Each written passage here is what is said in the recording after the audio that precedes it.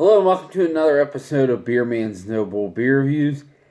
If you're wondering why I already have a poured beer in front of me, it's because I was recording a video for this and I accidentally hit stop instead of pause when I tried to pause it for a second. So it cut the video halfway through, so I'm starting over. So this beer is Photon Sphere from Old Hickory out of Hickory, North Carolina. This is a bourbon barrel-aged Imperial Stout with honey, cinnamon, vanilla, cocoa, and habanero peppers, and it is 11.91 ABV. On the original video, I went on this whole spiel about how this is supposedly a remake of one of their... I can't think of what the series is called now, but when they started doing annual variants of the event Horizon, this was one of the ones that they did, not this past year, but the year before, which is their take on a Mexican stout, basically. And I was not a big fan of that one because the cinnamon was like really, really heavy-handed, and to me it was like Atomic Fireball, Big Red Candy type cinnamon, which I just can't get down with. So I was hoping that, because this is also a new recipe for Event Horizon.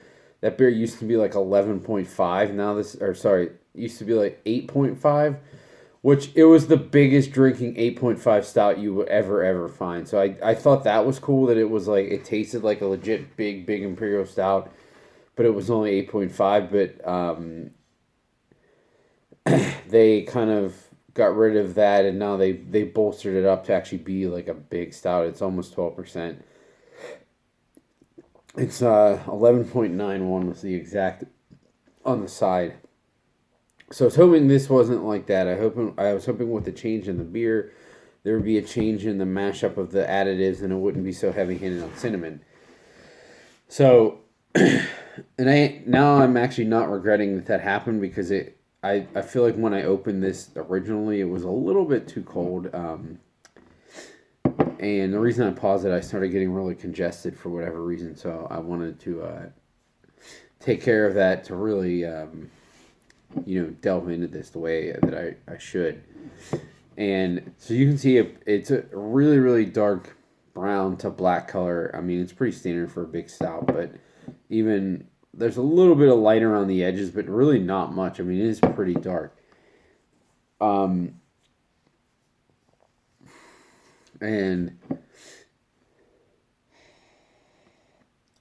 so even now that it warmed up a little bit, I feel like I can probably get more out of the aroma, which is awesome.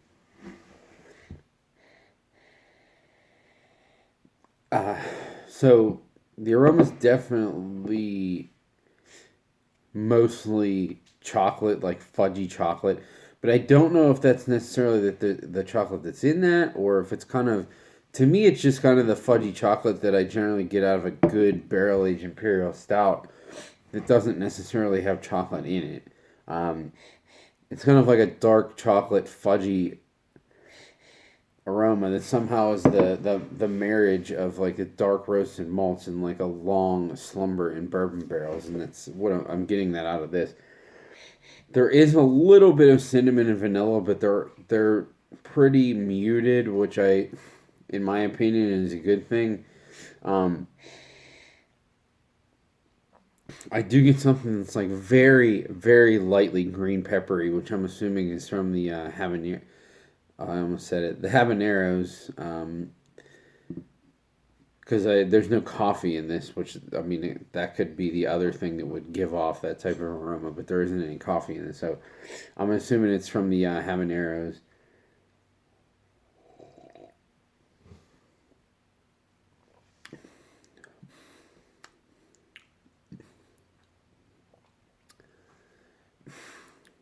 You know what? Man, this is like... it's so balanced to the point where it's almost a fault of the beer. If I don't know if that even makes sense to me, because That's like 9 times out of 10. That's what I want is balance. But it's so balanced that like nothing is really popping. Like you get that fudgy character. There's a little bit of oaky bourbon barrel notes, some vanilla, and the cinnamon is really light, but it's there. Not really getting any pepper flavor. I do get like a little bit of burn in the back of the throat, but to be honest, if I didn't know there was peppers in this, I would probably just assume that that was alcohol burn. I mean, it is like 12%.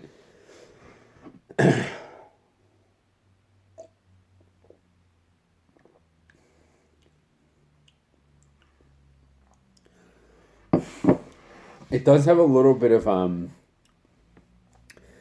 like that cookie dough character.